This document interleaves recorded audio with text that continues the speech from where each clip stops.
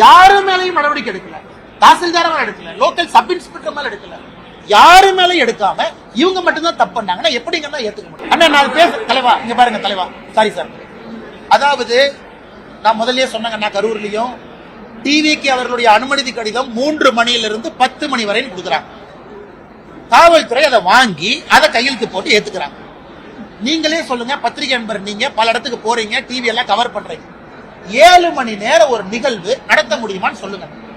3 மணியிலிருந்து 10 மணி வரை அப்படின்னு டிவிக்கு அவருடைய அனுமதி கடிதத்துல நீங்கள் அனுமதி கொடுத்து கையெழுத்து போட்டிருக்கும் பொழுது விஜய் 3 மணிக்கு வரலாம், 4 மணிக்கு வரலாம், 9 மணிக்கு வரலாம், 10 மணிக்கு வரலாம்.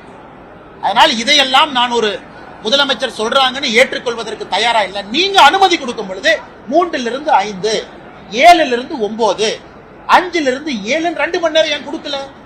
இன்னைக்கு ஏன் இப்படி சொல்றீங்க? இது காவல்துறை எஸ்பி மேல தவறு இருந்தா இன்னைக்கு முதலமைச்சர் எஸ்பி மீது நடவடிக்கை எடுத்திருந்தா நான் அதை பேசவே மாட்டேன்.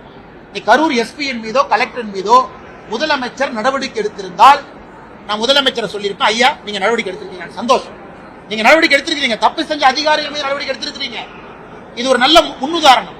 அதே போல வேறு யாரு தவறு செய்து எடுத்துக்கணும், இந்த மாதிரி நான் பேசிருக்கவே மாட்டேன். யாரு மேலையும் நடவடிக்கை எடுக்கல, தாசில்தார் மேல எடுக்கல, லோக்கல் சப் இன்ஸ்பெக்டர் மேல எடுக்கல, யாரு மேலையும் எடுக்காம இவங்க மட்டும்தான் தப்பு பண்ணாங்கன்னா எப்படிங்கன்னா ஏத்துக்க முடியும்? இதே முதலமைச்சர் நடவடிக்கை எடுத்திருந்தால் நிச்சயமாக நான் வேற மாதிரி தான் பேசியிருப்பேன். ஆனா நீங்க நடவடிக்கை எடுத்தீங்க, அரசு சந்தோஷம். மற்றவதையும் பாருங்க, எதையுமே எடுக்காம முதல் நாள்ல இருந்து இவங்க தான் தப்பு பண்ணாங்க, இவங்க தான் தப்பு பண்ணாங்கன்னா எப்படி நான் ஏத்துக்க முடியும்?